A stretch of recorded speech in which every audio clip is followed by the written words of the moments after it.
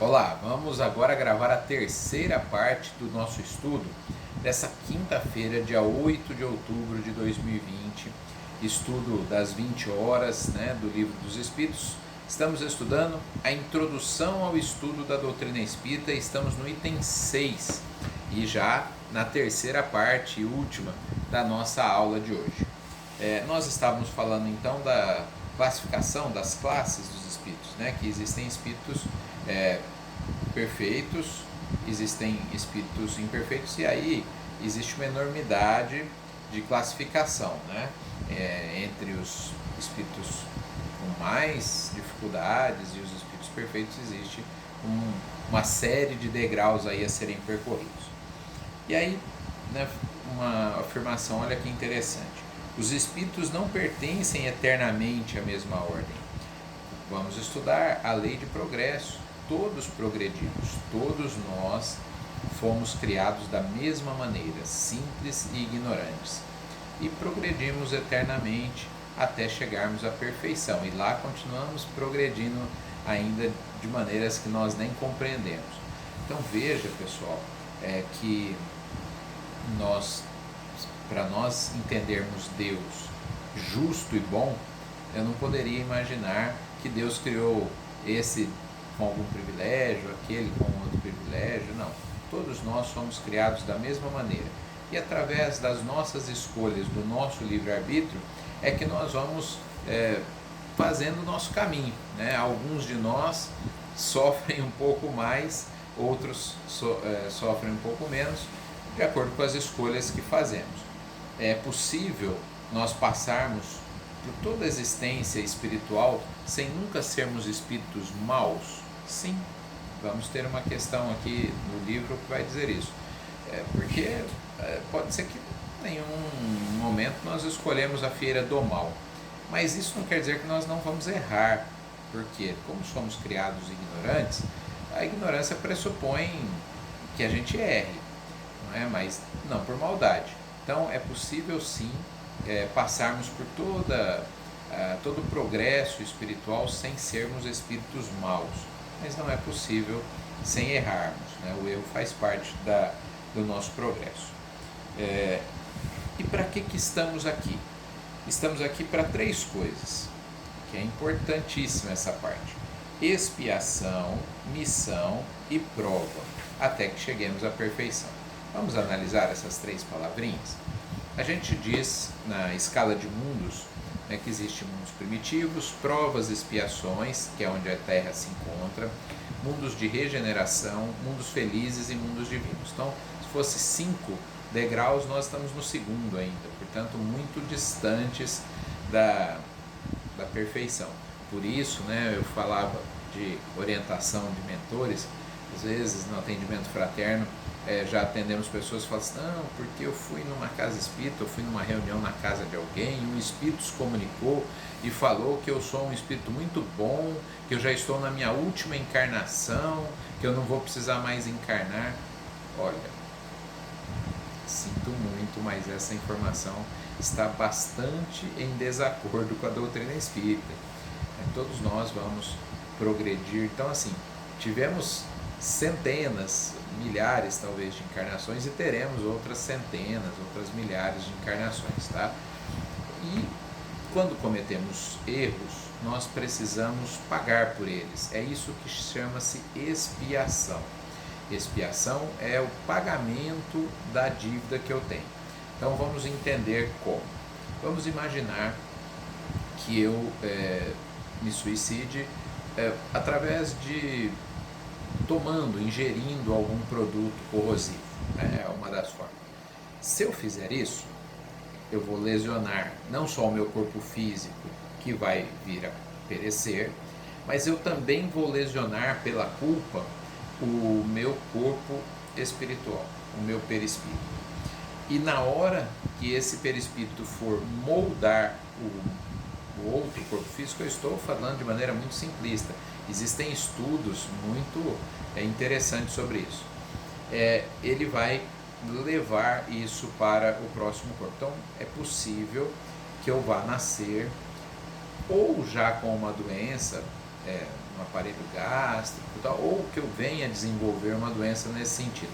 Mas não é tão simples assim, né? Existem os engenheiros da genética espiritual que programam tudo. Aliás, fiz um curso com o Dr. Romário, doutor da Unicamp, geneticista e espírita, explicando como se dá esse processo de ligação célula a célula do perispírito com o novo corpo em formação. É bastante complexo, né? São conceitos extremamente científicos que eu resumi aqui de maneira bastante simples, né? Para a gente entender o que é expiação. Aí vem a missão. Cuidado também com isso, né? Pessoas também falam, eu sou um missionário, me disseram que eu tenho uma missão. Olha, sim, todos temos missões. Temos missões profissionais, temos missões da paternidade, da maternidade, temos missão às vezes de ser um trabalhador espírita ou católico, temos missão de trabalhar para ajudar na preservação da natureza, numa ONG. Nem todo mundo nasce para ser dirigente espírita, né? Eu sempre disse isso na criação dos meus filhos. Claro, se eles serão dirigentes espírita ou não, não sei, provavelmente até não, mas não é o que me importa, não é? Esse foi um caminho que eu escolhi porque provavelmente está realmente na minha programação reencarnatória, mas eles podem ter escolhido outros caminhos tão bons quanto, né? O importante é que tenha a base moral para realizar bem. Então, a expiação é uma coisa que nós não temos como escapar. A missão, nós podemos até, né, encarnamos com a missão da maternidade, da paternidade, chegamos aqui, resolvemos não cumprir essa missão, não dar oportunidade para os espíritos que a gente tinha prometido que daria oportunidade. E aí, o que vai acontecer? Vai acontecer que nós estamos adiando, tendo um problema para resolver no futuro, né? Pode ser que esses espíritos fiquem com raiva, porque nós éramos devedores deles, prometemos que iríamos pagar a dívida, recebendo eles como filhos, amando, e de repente fugimos disso. Então, sim, são missões, né? Não necessariamente grandes missões, né? Quando espíritos vêm falar de grandes missões aí, também cuidado, né? Para inflar o orgulho às vezes das pessoas aí. E por fim, as provas. Essas são diárias, essas são todo instante. Expiações algumas, missões algumas, mas provas infinitas. Imagine no dia de hoje que você está assistindo a aula, quantas provas nós já passamos. O tempo todo a gente tem que pôr à prova a nossa inteligência, a nossa paciência, a nossa resignação, a nossa criatividade, enfim, estamos pondo à prova as nossas capacidades. Quando aparece um desafio maior, a gente fala, isso é uma prova para ver.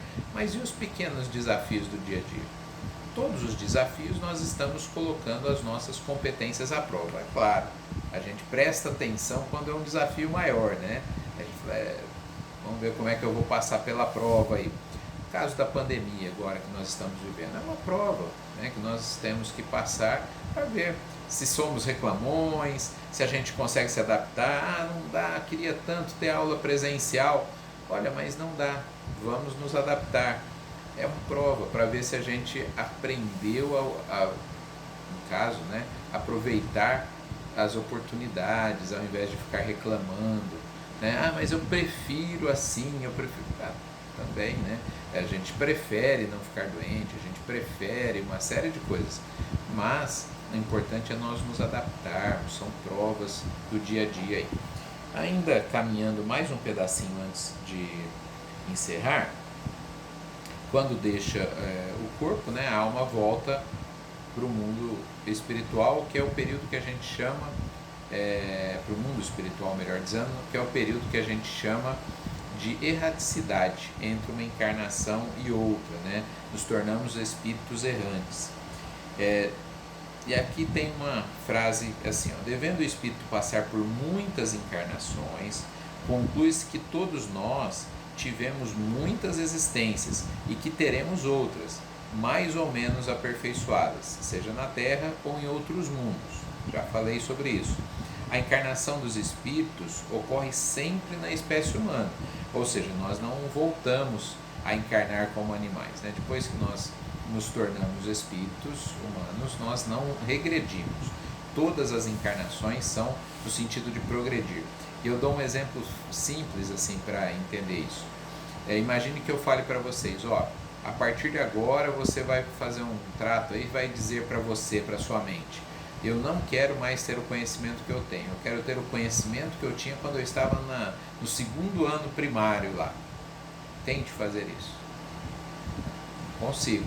Claro, nós não conseguimos regredir. Aquilo que nós aprendemos está adquirido. Podemos esquecer temporariamente, mas está adquirido. Então nós, dentro da sabedoria divina, nós não temos nem a chance de regredir. Ou ficamos ali estacionados ou progredimos. Voltamos na próxima semana para continuarmos aqui com a introdução. Um abraço a todos.